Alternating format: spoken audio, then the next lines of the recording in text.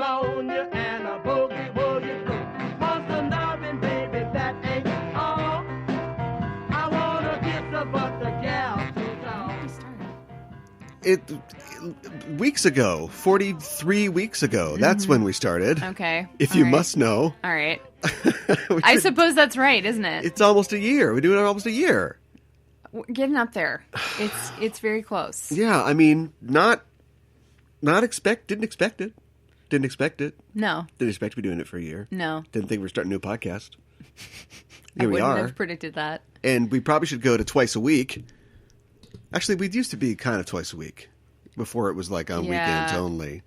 But we should probably go back to twice a week now that we've got over 250,000 dead in America from coronavirus. Oh, my goodness. And almost 200,000 new infections a day. 200,000, yeah. It's crazy how much it has gone up. I've got we're not scientists. I've got questions. Like, are people being more complacent? I guess we're not newsflash. We're not scientists. Are people being complacent? I mean, I know not everybody's wearing their mask. I know that people are doing things that they shouldn't be doing, but I feel like there have been people doing that since the beginning. So my question is, are there more people being complacent, or is there more complacency? Is it more rabid? What's the funny thing is that, preparedness isn't just having enough hospital beds, having enough PPE for hospital and emergency workers, having a populace that will abide by the suggestions that you give them. It's more than that. It's also data collection. It's contact tracing. Yeah. It's having the information. It's knowing, who's got it and who doesn't and who's getting it again and whatever. And that's what, a lack of preparedness. Not a scientist, not a government policymaker. So I didn't read the reports that were cited earlier in this administration and in the last about how we weren't prepared for this. And I have to assume that a lot of what was in those reports is that we don't have the ability to process and collect this data efficiently. And when we cut out the CDC, that doesn't get solved. And so we don't know. I mean, I know that our commander-in-chief has been on a one-man super spreading spree. Yep. So I can't even say how much he's contributed to that. But when you gather 10,000 people in a building, none of them are wearing masks, and then you send them all out to wherever they live in the 5-state area, just that alone is a great example. I mean, we don't know. It's fine to do, say, like the NFL, and it's a little weird that nobody's in the stadium. But then also with the NFL, think about the almost, the 1,000 people that you need to just run a National Football League game. Right. Just behind the scenes, and the water boy and the guy and the trainers and everybody else, and where they're going and coming back. And hopefully they're doing their best to follow restrictions because they have to, because the league says they do. I don't know. There's just so many places in the chain that it can break down. It's not 6 people in a shotgun shack, and who got bit? Come on, who got bit? The zombies are outside. Right. Oh, it was the slimy corporate guy in the pinstripe suit. He got bit. Easy, right? It goes way beyond that. We've got millions of guys in pinstripe suits. We have no idea how to keep this. So all you can do is just say, I want to stay alive. I'm going to wear a mask. And if I wear a mask and I don't let anybody throw up on me or whatever, then theoretically I'm going to be fine. Right. And I mean, I think we can see that, yes, I suppose it's, 99% or 99.999 whatever percent effective. Yeah, you could somehow get the virus. It gets in. Sure. Or it's like condoms. Condoms are 100% effective. The 99% is like people like, oh, did I have it on, or did it come off, or it's on backwards? Right. Misuse. Yeah, right. Yeah. Right. Human error. Yeah. So we don't know if like people are making mistakes and, you're touching your eyes or whatever. We just don't know if we can. I mean, all you can do is just trust yourself. Mm-hmm. And I hate to. And it shouldn't be. It's both trusting yourself to keep yourself alive, but it's also, I know now that I'm not going to spread it to anybody else. That's the other half. That is the other empathy half. part. Yeah. But we've got like an empathy black hole for most of the people in this country who have no desire to protect anybody else. Do you feel even though isn't grandma sometimes, just sometimes, isn't grandma on the other side of a screen what you want? Isn't this the future that we were hoping for? Whoa. I remember when I was very young, the This was like the mid-'80s, I think. Like, the dream was video phones, right? I saw 2001. Sure. Happy right. birthday, Daddy, right? Right. They Back to had the them. Future, too. They had. I remember Yeah, I was in a right. Sharper Image, or I think it was just like the fancy gadget part of a J.C. Penney's or something like that. And they were selling the TV phone. No, it wasn't hooked up. But it had a very small, very bad, like, CCD chip in it that Sure. would send the signal through the telephone line to Grandma. And I remember the commercial for it, or the print ad I saw, was you talking to Grandma on a tiny little postage stamp screen. Sure, right. Not very satisfying. No. But now you can see Grandma in 4K. Right. That's enough. It should be. It should be for a lot of people. Do you think that... If you want to see Grandma again... I mean, I think I know the answer to this, but I'm going to ask this if question you want again. to see her next year... Yeah, I know, right? Exactly. Do you think if we had a different president when this happened, and I'm not saying Republican or Democrat, but just somebody who listened to science, somebody who was a quote unquote good example and wore a mask and took it seriously, do you think that the U.S. would be in a better situation than we are now? Yeah. Whether he would be shot in the street by conservative supporters. Oh, yeah, I don't know. I don't know. Right. But obviously, those conservative supporters have been whipped into a frenzy by Orange Hitler to this point where going forward, it's going to be tough for anybody. It's going to be tough for a Democratic leader to, quote unquote, unite the country. It'll be tough for a conservative leader who doesn't want to do crazy shit like the last guy did to not do crazy shit because he's got a bunch of whipped up weirdos who want him to do crazy shit. I know. So and it will be he on the right, he'll feel pressured to be as crazy as the last guy because, that's who you're following. I hate it. Yeah, it's bad news. It's real bad news. This would all be fixed if, I've been saying it for years, but other more learned people have been saying it for centuries. Maybe the executive being so powerful is not that good of an idea. Yeah. Why do we need a right. king? Right. He's just the CEO. But like a CEO, the shareholders can go, get you out of there. Yeah, it's, right. Why does this guy have godlike power? It's stupid. This is a show about movies and disease, not about politics at all. Which is why we're going to talk about a movie about politics. Heavily involved with politics. Yes. That features almost nuclear Armageddon, or the threat of it is a side note in the finale of this film. Yeah. Because the real Armageddon is going on inside a hollowed out volcano. We did it, everybody! I know. Boo, boo. We finally did it.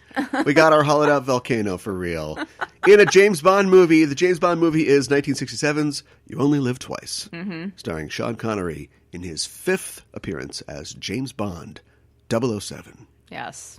His second to last? Because doesn't he leave and then he comes back? You're right. Yay! He does do that. Yay. Okay. And you can tell. I like this movie, but he seems bored. He's not as into it. He's bored sometimes. Yeah. In this movie, I and that's agree. fine. Maybe it just doesn't like Japanese chicks. Why don't you tell us what happens in Whoa. You Only Live Twice?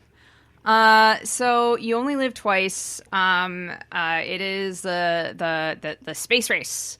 And Well, there's space races in a lot of Bond films. yeah, okay, that's true. Over the late 60s and early 70s. The Americans have sent up a rocket and they're doing some mission in space. And while they're in space, they get enveloped. Well, I should say the rocket gets enveloped in It's Pac-Man. Another rocket with its giant metal maw. And the other guy's hose gets loose and he's just floating in space. That guy's gone. So, and then the Americans blame the Russians. The Russians are like, we didn't do it. And for some reason, the Brits are there because it's a Bond movie to mediate this. And they're like saying, well, our intelligence, because I guess the British intelligence is the best intelligence. Yeah, a sticky wicket there. Right, exactly. Says that the shuttle or craft or whatever, the rocket that swallowed the other rocket, came from somewhere in Japan. Yes. So, we're gonna basically Bond is. I guess I have to tell a little bit. This is a long movie. I'll try to make it as fast as possible. It's not really. It's not even 2 hours. All right, but they're like, our man in Hong Kong can do it, and like, so they kill him. James Bond. Yes. Bond is dead. He dies before the credits. Credits roll. And he's got a burial at sea because he was in the British Navy. Right. And the other British Navy officers who are part of, is it MI6 or is it something else? It's the British Navy. The British Navy comes and they get him in scuba suits and bring him aboard a submarine. And they open up his little mummification thing, and he's alive. He just had a breathing tube in there, and he gets his new orders from M. And basically, we're sending you to somewhere you've never been. We have to fake your death so no one knows who you are. Right. What? I know. I'm not going to Piccadilly Circus. I know. I'm going to Japan. Yeah. So he has to go on this mission to Japan, and he has to figure out where this rocket is from and who is behind it and what their dastardly plan is and stop them. And I don't know if we ever really learn all those details because other things start happening. Yeah, they do. We know a Japanese industrialist. Yes. Basically, like, this is, the reveal of Blofeld, the erstwhile nemesis to Bond, who has appeared previously in films, but only... Oh, I didn't know that. His hands, he's in. Okay. I think From Russia with Love is when because he's the one who is sending. I guess I didn't remember that. And Robert Shaw's character, who I can't remember his name, like Rusty or something like that, out to kill him. Okay, gotcha. Yeah, but this is when we first meet him, and he's played by Donald Pleasance in this movie. Yes. And then he's played by Telly Savalas in the next movie. Yeah. But then again, Bond is different too. So who played his hands in From Russia with Love? This was a color role for The Thing. He'd been doing the TV for a while, the Munsters, and he decided that he wanted to... no, is that the Addams... crap. That's the Addams Family. The Addams Family I knew has what you were Thing. doing. All right, whatever. That was good. All right. I like so, it. dumb question, dumb answer. Oh, there you go. I deserved it. At this point, this is the first Bond movie in a while to have a lower take, box office-wise. Oh. Kind of signaling to some like, oh, people are starting to get sick of the whole spy genre thing of the 60s. And of course, Bond would go on to a lot of money and box office returns in the next decade and on and on and on. But yeah, this is the first time that he sort of faltered a little bit. And I think that's me. I don't love or not a fan. I don't know all the details, but I think maybe that's what, Connery's kind of sick of it and wanted more money for the next one. And they're like, well, it didn't make as much money as last time, so maybe we won't give you the money. He's like, peace out. There's a lot of things I can do. I don't have to do this. I'm Sean Connery. I'm going to go make Zardoz. Which is true. I know. So when did this come out? Sometime in the 70s? 67. Oh, 67. Okay. Yeah. And then 69, of course, they came back with George Lazenby and On Her Majesty's Secret Service. Yes. This never happens to the other fellow. Yeah, which they made a lot of meta nods. And we actually talked about that on Just Enough Trope recently. Yeah, wow. Yeah. Yeah, it is directed by Lewis Gilbert, who had directed or would go on to direct a couple more films, The Spy Who Loved Me, which is a great more film, probably his best, and Moonraker, which is not his best, but it's a fun film. I think that's the one where a guy chews through a cable car cable. Wow. Right? Jaws. What? Anyway, and it was screenplays by Roald Dahl. Like, I did a double take. The Roald Dahl? Yeah. The children's book author? Children's book author and former British Secret Service agent. Oh, I didn't know that. Yeah, so it's good thing Interesting. Interesting. John Barry, of course, classic, is doing the music. Maurice Binder is back for the credit sequence. Who, this is the guy that came up with, projecting the movie on belly dancers, right? Yeah. And for this, it's just like lava, ladies with traditional eyes, their eyes, geisha-looking hair. Yeah.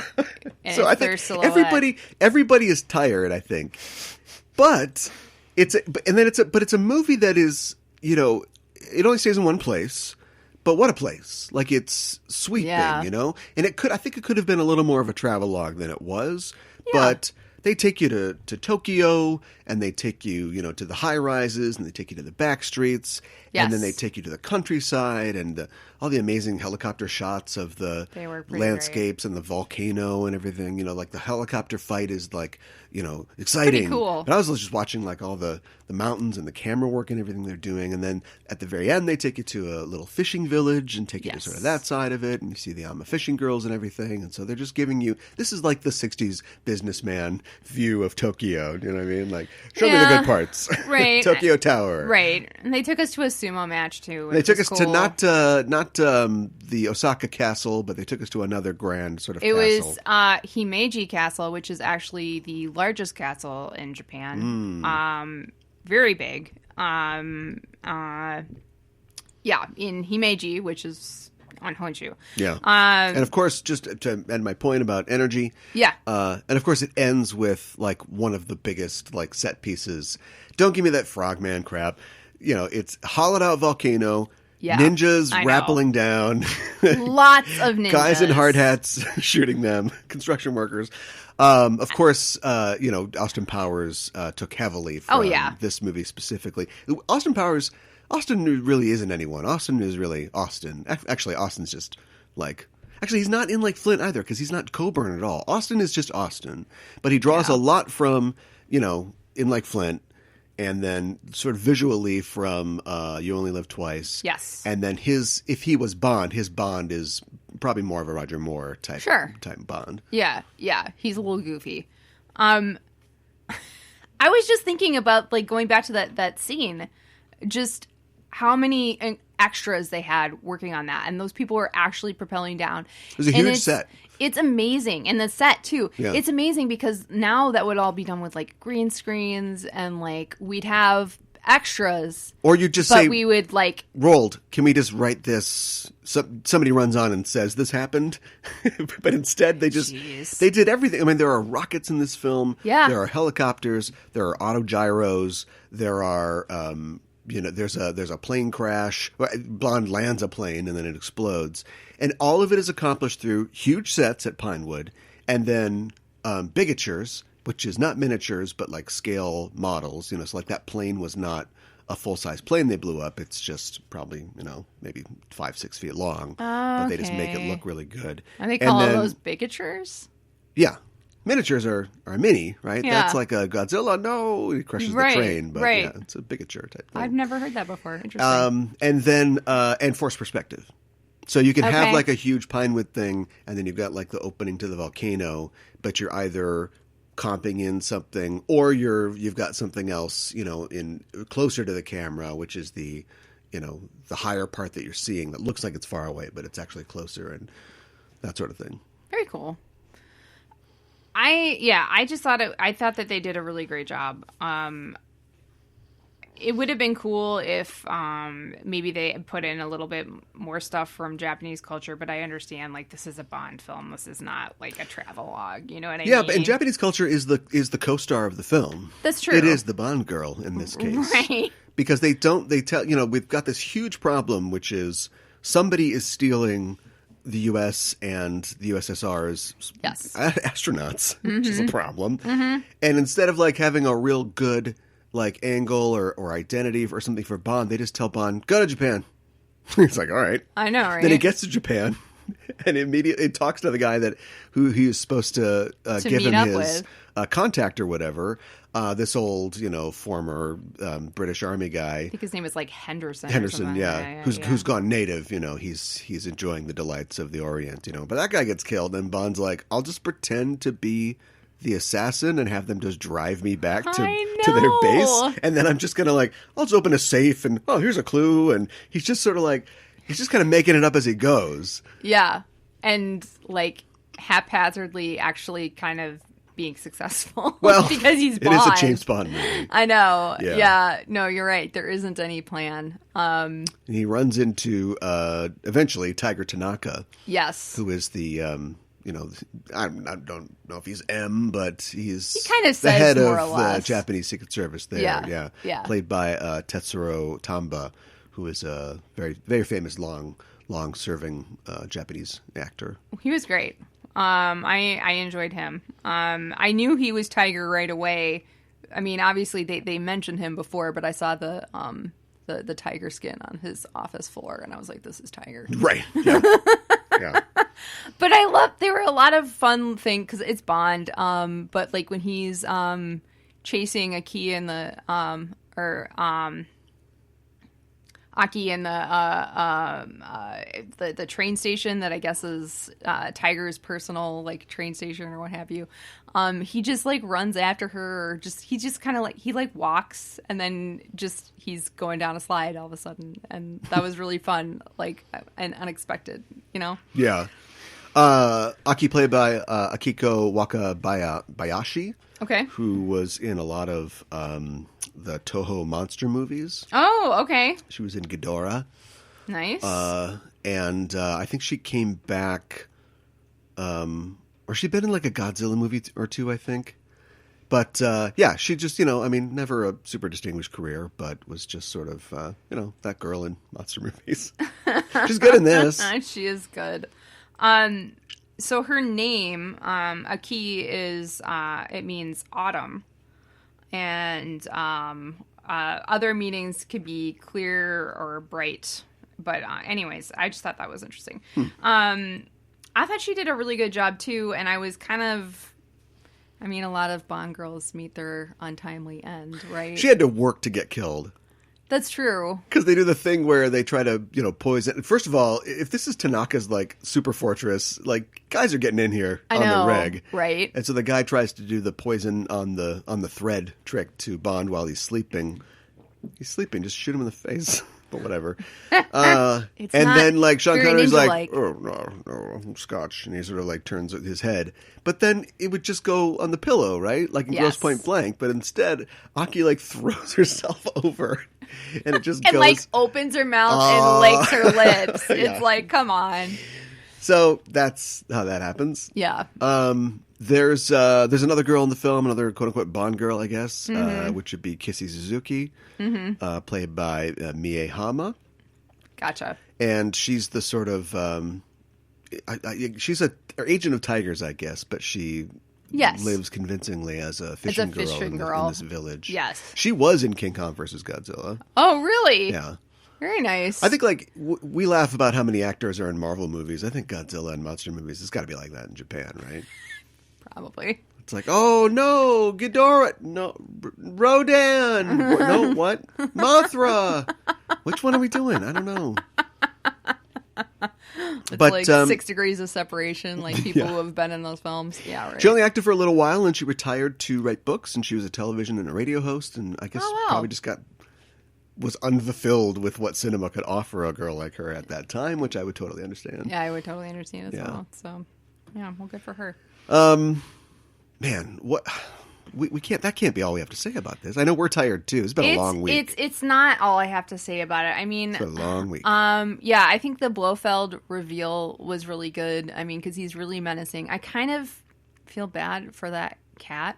I mean, that cat actor. What a great cat actor. It's the 60s. They probably drugged it. Oh, don't say that. I'm just guessing. Just like, what cat? Even one that likes to get pet, likes to stay still and get pet that Persian much. cats are pretty, I guess, languorous. Yeah. Right? But there was that one point that you pointed out. Yeah. There's like, it's like the attack on the base, there's all these explosions. That cat is freaking out. Yeah, the first couple rocket bullets that hit the impregnable control room. I think maybe Pleasance was helping it out a little by grabbing it funny, but the cat's like, not doing this now. I know. There were a couple of guys who were just like brick walls in this, like Hans, and the guy who I think was, I don't know if it was like the same sumo guy that he talked to, probably not. But the guy that he fights in Osato's office, that he knocks unconscious. I think he just knocks him unconscious. He was like a brick wall. You know who that was? No. Can you hear it? Can you smell it? If Japan smells what the Rock's grandfather is cooking. Whoa. Peter Maivia. Oh my gosh. Yeah. Wow. That's cool. He was one of. They did a pretty good job with. And not that I mean, it's just a movie. Whatever. Nobody really cares who's who. But like, Sai Chin is a Chinese woman that played the Chinese agent at the beginning of the film, and That's then good. there's a lot of Japanese actors in the film. But then Yeah, they're which also is really like, good. we could take a big American Samoan guy. We could do that too. So yeah. So Peter Maivia. That's cool. I was gonna say too, like, I thought Henderson was kind of an interesting guy, and I would have liked to have seen him more. But I can also appreciate them wanting to give it over to Tiger and have like an actual like Japanese character or Japanese actor be like Bond's main contact in Japan. Yeah. I think that was a good choice. Yeah, I agree. It is set up like, oh, I'm going to be the guy that you're going to keep coming back to in the film. It's like, Yeah. oh, nope, dead. Well, and he just gets kind of like silent, and it's like, well, I can kind of figure out something has gone horribly wrong here. Yeah. I'm trying to think about like what else. I enjoyed this movie, and I don't know why I'm not having things that I want to talk about. I don't want to say that it's run of the mill, but I feel like it's maybe a bad idea. Whoa. Japan is... I read the book. I've read most of the books. I don't want to be treated any differently. And how does it compare to the book? even it's very accurate. Oh, that's good. It's very close to it, except for the things that... first of all, Bond is a lot like meaner and sort of grittier in the books. And so this is the more like, that's fun, Bond. And the ending is totally different. Because while they're escaping from the volcano, he gets hit in the head and forgets who he is. And I can't remember if Kissy is an actual agent. I think she just might be somebody they roped in to help them. And she's like nurses him back to health, and he forgets that he's James Bond, and he ends up just living with her in this village for a couple years. So when the next book happens, which I don't know if it is on Her Majesty's, it probably is. I can't remember. They have to go get him and like bring him back. Oh, and kind of bring him back to reality. Yeah. Yank him out of his nice but even in that life. Even in that book, it's more. We've talked about this on I think all of our shows at this point, but it's more just the sort of 60s white guy's fascination with the Orient, the chrysanthemum and the sword, the real Don Draper going to see this movie. I know he went to see this movie on. I'm sure you're probably right. I just don't remember. I think the season 4 or season 5 finale of Mad Men is called "You Only Live Twice," and they play this song, and it's when he proposes to Megan. And I think that's the season where he's been reading the Chrysanthemum and the Sword, and they're doing this deal with a Japanese company. Yes, I remember that too. Sushi, yeah. Okay. So it's just more. It's even the book. It's like that. It's just like a white guy going, "I don't know about this. Well, that's weird. What's this?" And that's just not to me. That's not as interesting as playing off these old Cold War things or Bond having a score to settle. It's just more just like, what a weird... You're not Michael Palin. You know what I mean? Like, what a weird country. Oh. Yeah. I don't find that as compelling because all we can do is just go knock down all the pegs of like, they eat weird, they talk weird. Oh, the women are different. And that's all you can really do. And it's a movie where they're snatching space capsules. I know. And Blofeld is he's got a hollowed out volcano. He's revealing himself. I know. They have reserve astronauts. Do you think...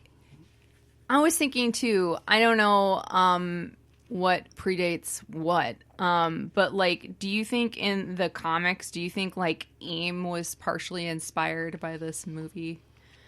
I mean, I know there's guys in, like, red, yellow, and white suits, but I just, like, the yellow suits in, like, this kind of, like, weird factory place or something like that. James Bond and 60s spy quiche or chic, whichever French word you want to use, inspired the hell out of the creation, or at least the development of S.H.I.E.L.D. Sure. That makes sense. This is probably Jim Steranko's favorite movie. And when he took over, Nick Fury, it was this before, but he really leaned into it's my happening, it freaks me out, and like flying cars and gas pens and stuff like that. Okay. So, that's all very Bond. Yeah. Which is still, we've talked about this a lot, but do it now.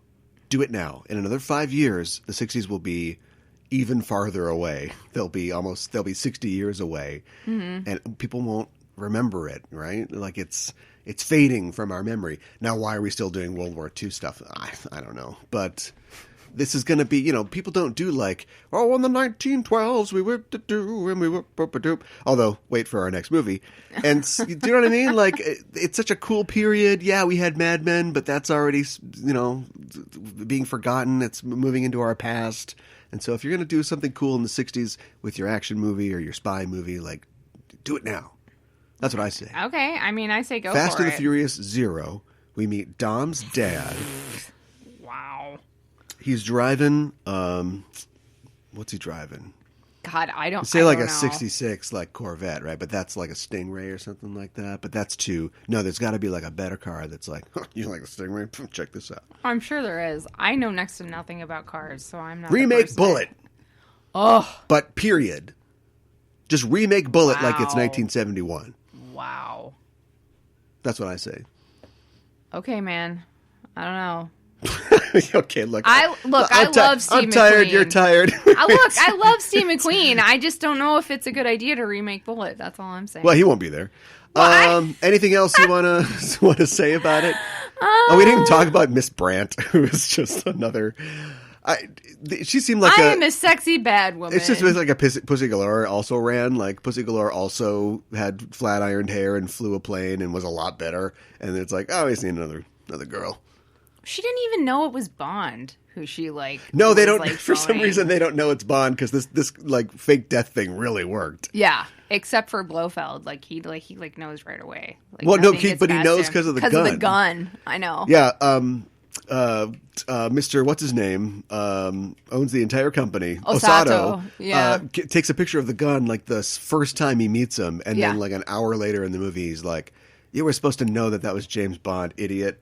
So I know. I'm not going to kill you. I'm going to kill Miss Brandt, but go kill James Bond. I know. Meow. Oh, I wanted to mention Bond kills Hans and he goes into the pond with the piranhas that you've seen earlier. Yeah, your little gem you pull out of the movie that Bond never saw. He never saw piranhas. it. Well, he sees the guy getting eaten now. It's the best. Yeah, I There's a know. lot of lame one-liners in the movie, but it's the best. It's a great one-liner. Bon appetit. I just wish like maybe like when Blofeld had shot Osato, he had gotten like. I mean, they were kind of close to where that area was. He had gotten like knocked into. Maybe the he taped thing. it and he showed it to Bond like off screen. He's like, "Check this out, Mr. Bond." Yes, they yellow-face Bond in this. Oh Look, yeah, we got to talk about that. he's a spy. He's not trying to be. I know. He's not trying to be sensitive. He's They trying to wouldn't do infiltrate this now, someplace. though. They just wouldn't. No, they'd hire a Japanese guy. I know. MI6, our man in Tokyo would be a Japanese. They'd just hire Tiger. Right. Tiger's got a whole army of ninjas who could definitely can do this. Right, and it would, or they would just say that Bond got like plastic surgery and it Well, would in be the a book- Japanese actor. In or the book, something. it's a long process. They use like a lacquer. I don't know if this would work. Whoa. But they like lacquer his skin, give him like a spray tan basically. Okay. And cut his hair, and he's still like. He's not as tall as Sean Connery. Bond's like 6'2", I think. But they're like, hunch over, you're still going to be huge, and just don't talk to anybody. They gave him a card to show people that says like, I am a deaf mute. I was hit in the head when I was a kid or something like that. Sure. But it doesn't. He's still not going to pass. So whatever. I know. I think they also say that he's like half Japanese, half English or something like that. Okay, all right. Wow, that guy sticks out like a sore thumb. I Let's know, send him in to right? infiltrate.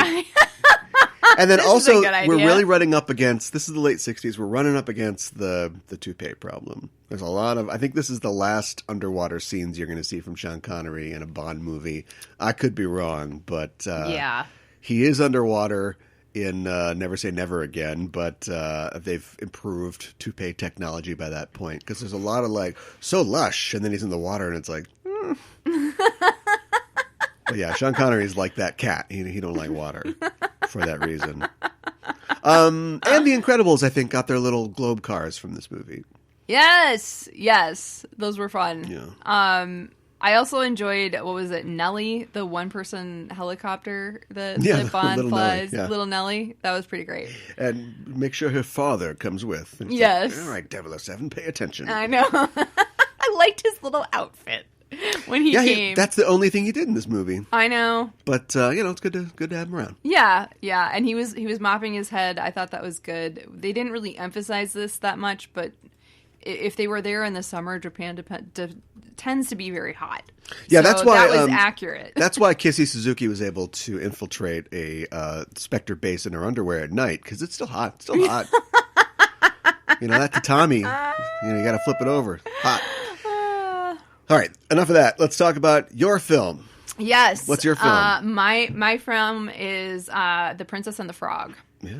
Yes. From 2009, the 49th Disney animated feature. Yes. Based, of course, on a novel, The Frog Princess. Yes. I didn't know it was technically a novel. Oh, it's a novel? I didn't get that. I didn't know that. Well, I mean, obviously it's based on the fairy tale, right. But the novel is by Edie Baker. It was published in 2002, and it adds the twist of, it's not New Orleans or anything like that, but it adds the twist of the princess turning into a frog herself and then having to sort of figure that out. Okay. That's why it's called The Frog Princess. But they turned this into Princess and the Frog, and you go, why not just call it The Frog Princess? But thinking about it, the princess and the frog is her. Both of those describe her, the titular character, who is not the main character of this movie. You don't think so? This is hands down an ensemble piece and might be the Prince's film. But we'll talk about that after I tell you what happens in this film. Tiana lives in New Orleans. Yes. She is, because it's the real world, 1913 New Orleans, she is the daughter of the housekeeper of the richest people in town. Not much is made out of that. Well, her mom's a dressmaker. I don't know if she's technically the housekeeper, but... I see a lady in an apron in a white person's house. All right. I get out that shit. Okay. But anyway, okay, she's going to make him a dress, sure. So anyway, that she is, it's implied that she's raised along with the insipid white child of the richest person in town, played by John Goodman, who is animated just as, they could have just, like Roger Rabbit. Let's reverse Roger Rabbit. Just have John Goodman walk in. I know. Because that's basically what they did animation-wise. Yep. And I love it. Fun fact, John Goodman was in Treme, so it's just a lot of New Orleans stuff for John Goodman. I didn't know that. They are basically raised together. They love the story of the Princess and the Frog. We go back to Tiana's house when she's young. We learn that she, has a mother and father who love her very much, but of course they live in the other part of town, the shotgun house part of town. She loves cooking with her father. Yes. That's all we need to know. We fast forward, and you have to wish on a star, but not just wish, work for your dreams. Right. We fast forward 15 or so years. World War I has come and gone and has claimed the life of Tiana's father, and it's just her and her mother now, and she's working all these jobs to raise money to open her own restaurant, which was her father's dream, but is her dream as well, called Tiana's Place. Yes. And as she is doing this, she's basically having to, continue to serve the people of the town, especially the rich people in town, who want her to bake a bunch of beignets and cater their party that they're having, because Prince Naveen of somewhere fake country is coming into town, and her friend, who is now a young woman herself, wants to marry him, and that's her dream. Yeah. And so we have that. The prince comes into town. He's the typical Disney hero. He's Thomas O'Malley, the alley cat. Yeah, right. And he's got a servant that hates him. Which is becoming more and more present, I think, in Disney films. It's not like, oh, thank you, faithful servant. It's like, oh, my servant stabbed me in the back. Hold on to that thought, because as our Prince Naveen enjoys playing jazz and picking up on chicks in New Orleans, he runs into the Shadow Man. Yeah. Who might have another name, but it's the Shadow Man. Yeah, right. Played by Keith David. Played wonderfully by Keith David. Yeah. And he says he'll tell them his fortune. He sees money in their future, both of them, because the prince has been cut off by his parents, and he has to either get a job, God no, or find some money. So he's kind of looking for a princess to marry himself. Yes. The rich young woman daughter of John Goodman. Yes. I think her name was Lottie? Dickory Dockery Doc. Yeah. He gets turned into a frog. Don't worry about it. Yeah. And his servant gets turned into him. Yep. Because he wants to live out the dream that the life that the prince has. Mm-hmm. Frog runs into Tiana, says, "Look, you got to kiss me. You know how this works. It's a story, so it must be true. You got to vampires, right? You kill them like this, right?" It's very meta, you know. And he says he thinks she's a princess because she's wearing this great dress that her friend gave her, and she's wearing a tiara. Yes. She kisses him and turns into a frog herself because apparently this is a contagious curse. Yeah, apparently. The two of them run off into the swamp, run into all kinds of swamp troubles. Yes. And have to get back to being human somehow. Yes. Human again. No, wait. That's the Beauty and the Beast. That song that they wrote for wasn't it the movie version? Or the director's cut of the animated version? Oh, was it? Yeah. What? I'm not familiar with the reason that I bring one. it up is because... Yes. I think Let's I get the might bad know stuff what out of the you way. were trying to say, Let's get but the bad go stuff ahead. out of the way. This is a super derivative of many, many movies in the Disney canon. Yeah, I don't disagree. Not completely anyways, yeah. It's like a Little Mermaid thing where the bad guy becomes the good guy, you know? So it's like Ursula becomes like a hotter Ariel, and she's going to marry Eric first. Mm-hmm. You've got that with the servant, like trying to marry the girl. You've got I'll teach you, turn you into an animal to teach you a lesson, an Emperor's New Groove type situation. I didn't want to make a list because I didn't want to be a jerk about it, but as we go through, I'll probably be remembering or pulling out some other ones. Also, you wanted to do this. You wanted to make a movie featuring a fantastic cast of mostly all black actors. Yes. And set it in New Orleans Yes. and emphasize the economic disparity. And the movie does They nothing don't with it, really. touch upon it besides the opening, and then there's like this one song that's a little bit, I think that like takes us into the flash forward, talking about New Orleans, and it talks about it just a little bit. It says something like everybody has dreams, like rich people, poor people, but that's about it. And I don't know like the lyrics completely, but they don't really go into it that much. We just know that Tiana is working very hard as a waitress, working 2 jobs, and she's saving lots of money, even though she's still really good friends. Like, I think her name is Lottie. I don't know. So why couldn't she ask her for a loan or something? Like, that's not even... It's not even floated. No. I mean, you could... Tiana has... She might not want to prideful. Yeah, and she might not want to. She's proud of her accomplishments. And Right. Right, but I think it's for kids. You know, they don't think about that. Maybe not. You've also... Here's another one. You've literally got a animal named Louie, who sings a song about wanting to be like you, perhaps walk like you, perhaps talk like you. Yeah, you're right. Perhaps play the trumpet like Louis Prima. Yeah, or I know. Louis Armstrong Right. like you. Yeah. Which is a great number, but at the same time, I'm like, are you guys doing a thing? Is this are we at an anniversary of something? Is this a Disney anniversary where it's okay to like do all this stuff? The best hits. Yeah. Yeah, I totally get what you're saying. That being said, Yeah. I love this movie. This movie is so good. I can't enjoyed believe it too. all the bullshit in the press about this film killed my enthusiasm to see it.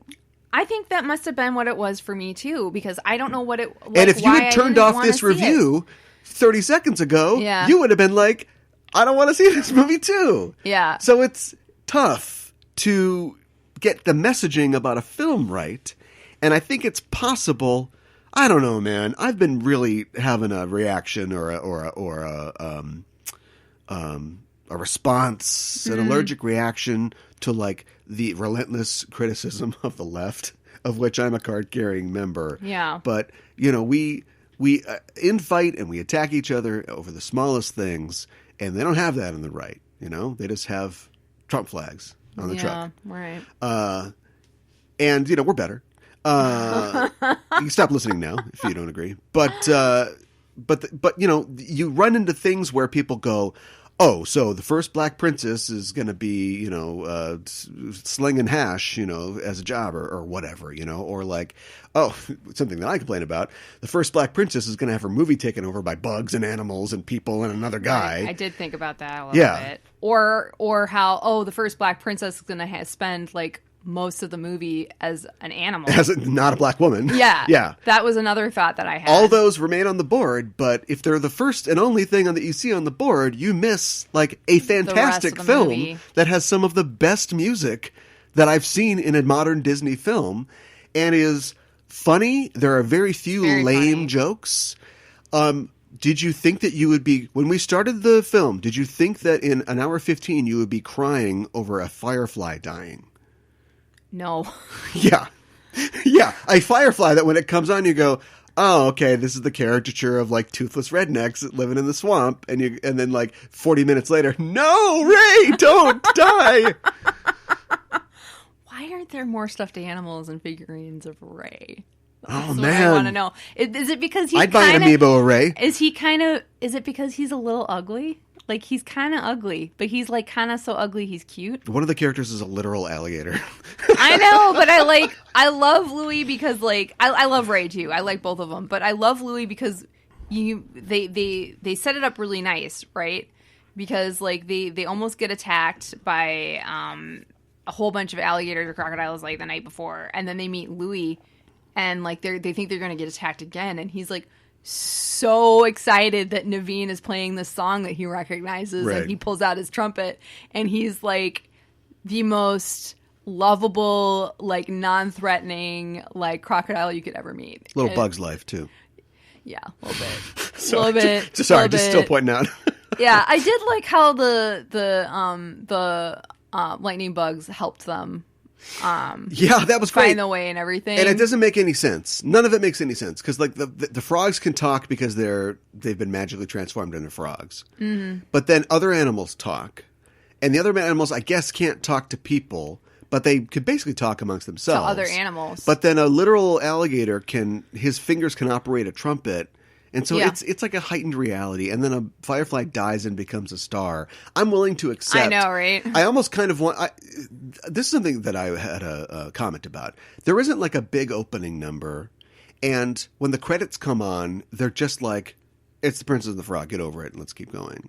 Was this at one point thought of going to TV? I don't think so. There's an element of the production that feels a little second rate to me. That not quite blockbuster. Because normally you would if you're going to open up on New Orleans, where's the Robin Williams speech, right? Like New Orleans, it's a city of music, of mystery and magic, and maybe some things happen that you wouldn't expect, and have the Mama G swamp lady character, do that or something like that, and then we say, okay, fine, so I believe that an alligator can play a trumpet. Fine. No, I see what you're saying. Because the whole movie rotates around like, why is that frog talking to me? But it's like, bitch, animals are having a whole civilization outside of the city. Well, I like that too. Like, right? Like they set up really early, them all a lot of the characters wishing upon a star, and then like later Ray being in love with that star and naming that star Evangeline. And they all start calling it Evangeline. I know, which I is super really sweet. Yeah. And then the first time that we see Tiana wishing on that star, she had just heard the story of the Frog Prince like before, and she looks over after she's done wishing, and there's a frog there, and she freaks out. And then as an adult, we see her wishing on it again, and she sees a frog, and her first reaction is like, "Oh, come on!" And I thought that was really great. And then it's Naveen. So yeah, the Shadow Man, when he's telling the future of Prince Naveen, is like, I see the green in your future. Yeah, I noticed that. Yeah, he's a frog or her. I see. But I'm mad because we depicted a voodoo magic, and it's. I've heard a lot. What is this? Live and let die. I've heard a lot of criticism of that too. Do you? I mean, the thing is that he's. I don't know. I guess it's real, but whatever. You've been to New Orleans. I have. I don't know if it was like this in 1913. Let's say 1940 or whatever. Be another war on. Right. everybody there is there. They're performing all the time, whether it's Mardi Gras or not. They're street musicians. Yes, there's people that's selling true. you things. That's very true. So it's like, I think that they maybe could have played up. We don't really get a sense of the Shadow Man. Yeah. And why we know why he's doing this, because he's already promised He's in his debt. soul to hell, and so Yeah. he's in trouble if he doesn't make the money.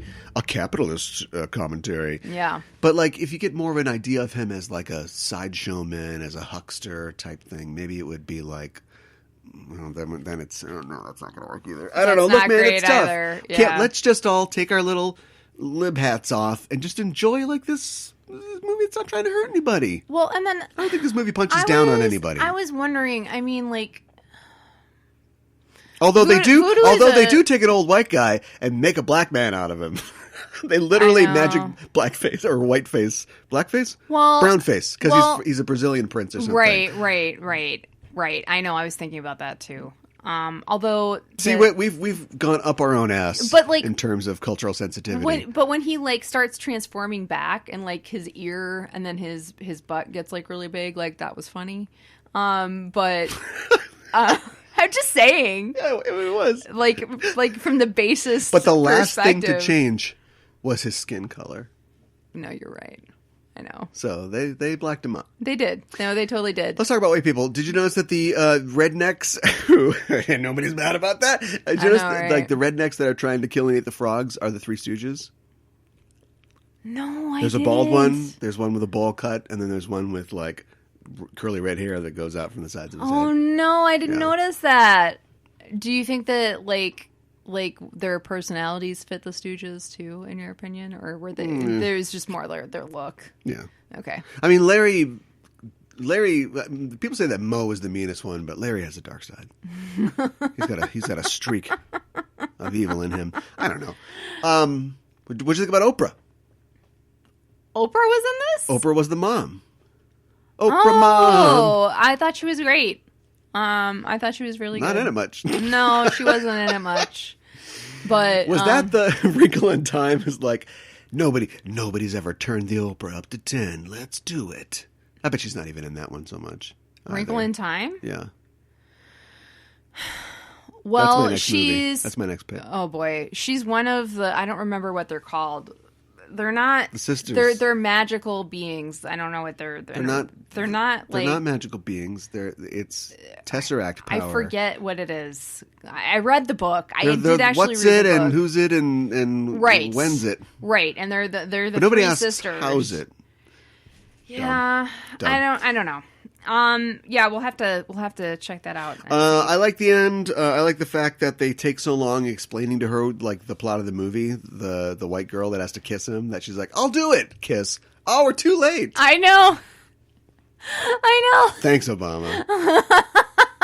But I thought it was really sweet that they decided to get married. And stay. They're like, we're gonna stay frogs and we're gonna get married and have their little frog wedding in the swamp and surrounded by all their animal friends, and then they kiss and they become human again. Right? Because now that she married him, she is a princess, so she kissed a princess. He kissed a princess. Technicality, but also jammed in like at the very end. It is. It's like another ending. Because them just being frogs, I don't want that ending, but you're kind of like you're okay with settling on that ending. Yeah. But this is the sort of thing where they go, no, we can't be together. It's like, oh, you're right. And then she walks away. She gets on the train platform, and the train goes off, and he's sad, and the train and then once the end goes by, I don't know how to describe it. She's still there on the platform, and it's right. It's I know like, we are together. Yeah, right. It's just that, only with a giant animal wedding. No, you're right. You're right. I did really like her dress at the end, though. I don't know. I thought Mama was okay. Just okay. Moana got this right in that Jermaine Clement's crab character, I don't remember his name, don't do it, but you could just cut him out, right? Like, he doesn't really need to be in the movie. They have to go into the quote-unquote belly of the beast at some point, because they have to get something from him. I don't remember what it is. His hook, right? Right, something like that. So it's like, this is the big, like, I'm the boogie-woogie man from Nightmare on Christmas, Nightmare on Christmas Street or whatever. Nightmare Before Christmas. Right. This is that scene, right? Yeah. You have it in musicals. It's like just for, an outlandish character. And that's this is what her thing is. But her song was okay.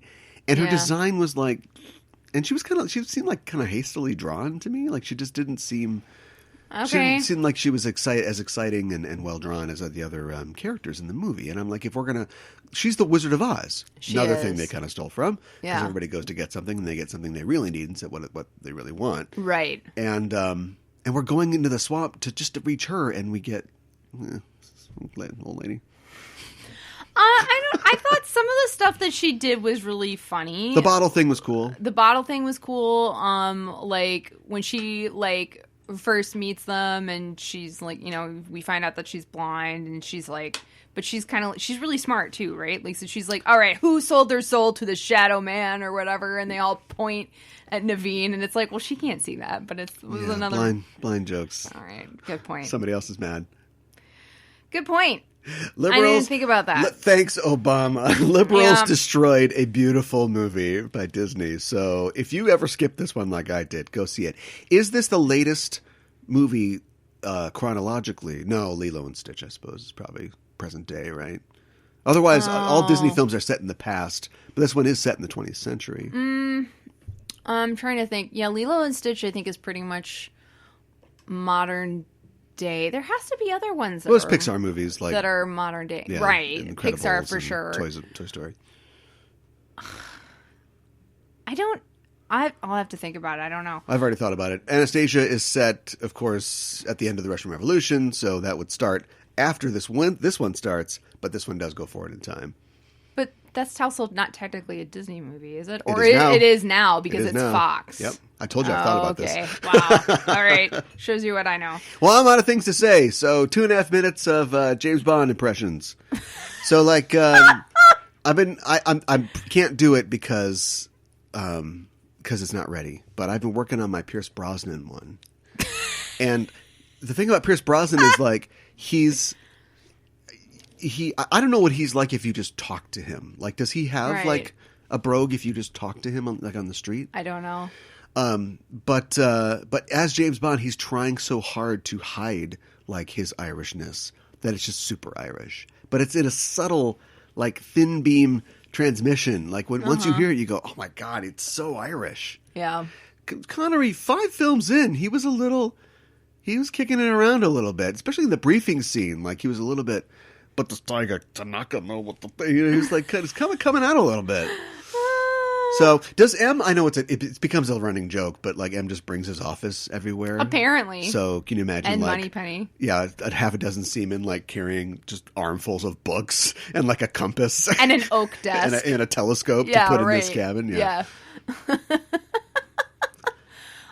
I did have a question, just really quick, about the Princess and the Frog. I guess at least related to that. Are there any depictions of voodoo in media that people feel are respectful or The Serpent accurate? and the Rainbow.